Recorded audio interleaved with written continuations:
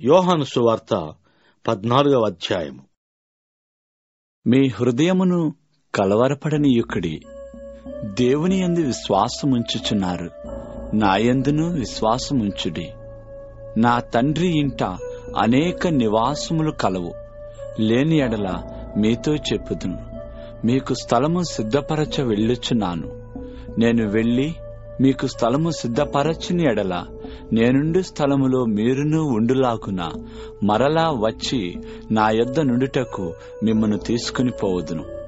నేను వెళ్ళుచున్న స్థలమునకు మార్గము మీకు తెలియను అని చెప్పెను.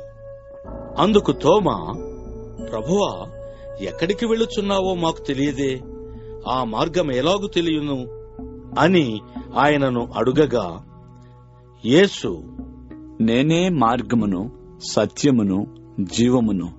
నా ద్వారానే తప్ప ఎవడునూ తండ్రి యొద్దకు రాడు. మీరు నన్ను ఎరిగియుంటే నా తండ్రిని ఎరిగియుందురు. ఇప్పటి నుండి మీరాయనను ఎరుగుదురు, ఆయనను చూచియున్నారు అని చెప్పెను. అప్పుడు ఫిలిప్పు, ప్రభువా, తండ్రిని మాకు కనబరచుము, మాకంతే చాలును అని ఆయనతో చెప్పగా, యేసు, ఫిలిప్పు, నేనెంతకాలము మీ యొద్ద ఉండినను నీవు నన్ను ఎరుగవా? నన్ను చూచినవాడు తండ్రిని చూచియున్నాడు గనుక తండ్రిని మాకు కనపరచుమని ఎలా చెప్పుచున్నావు? తండ్రి యందు నేనును నాయందు తండ్రియు ఉన్నామని నీవు నమ్ముటలేదా?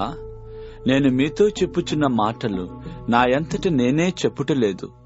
తండ్రి నాయందు నివసించుచు తన క్రియలు చేయుచున్నాడు.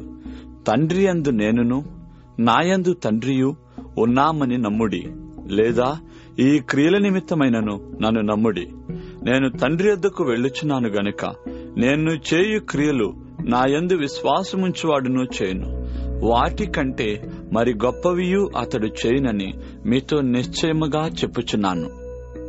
మీరు నా నామమున దేని నడుగుదురో తండ్రి కుమారుని యందు మహిమపరచబడుటకై దానిని చేతును. నా నామమున మీరు నన్నేమి అడిగినను నేను చేతును. మీరు నన్ను ప్రేమించిన ఎడల నా ఆజ్ఞలను గైకొందురు.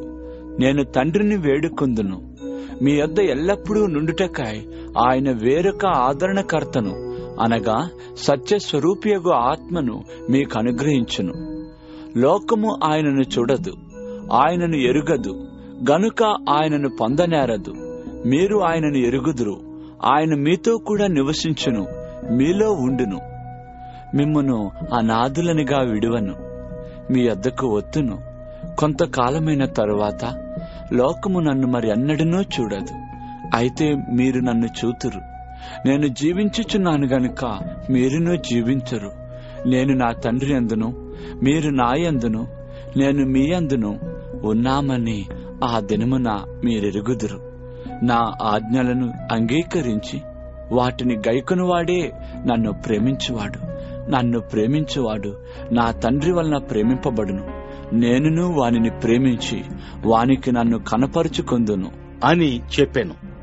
ఇస్కరియోతు కాని యూదా, ప్రభువా, నీవు లోకమునకు కాక మాకు మాత్రమే నిన్ను నీవు కనబరుచుకొనుటకేమి సంభవించెను అని అడుగగా, యేసు, ఒకడు నన్ను ప్రేమించిన ఎడల వాడు నా మాట గైకొనును. అప్పుడు నా తండ్రి వానిని ప్రేమించును. మేము వాని యొద్దకు వచ్చి వాని యొద్ద నివాసము చేతుము. నన్ను ప్రేమింపని వాడు నా మాటలు గైకొనడు. మీరు వినుచున్న మాట నా మాట కాదు, నన్ను పంపిన తండ్రిదే. నేను మీ యొద్ద ఉండగానే ఈ మాటలు మీతో చెప్పితిని.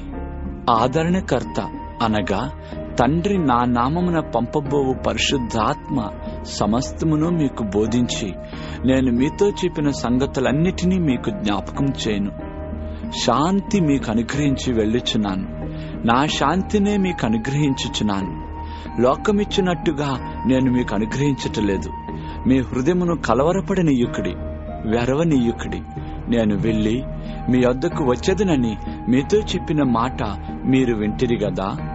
తండ్రి నాకంటే గొప్పవాడు గనుక మీరు నన్ను ప్రేమించిన ఎడల నేను తండ్రి వద్దకు వెళ్ళుచున్నానని మీరు సంతోషింతురు. ఈ సంగతి సంభవించినప్పుడు మీరు నమ్మవలెనని అది సంభవింపక ముందే మీతో చెప్పుచున్నాను. ఇకను మీతో విస్తరించి మాటలాడను. ఈ లోకాధికారి వచ్చుచున్నాడు, నాతో వానికి సంబంధమేమీ లేదు. ఆయనను నేను తండ్రిని ప్రేమించుచున్నానని లోకము తెలుసుకొనున్నట్లు తండ్రి నాకు ఆజ్ఞాపించినది నెరవేర్చుటకు నేనిలాగూ చేయుచున్నాను. లెండి, ఇక్కడ నుండి వెళ్ళుదము.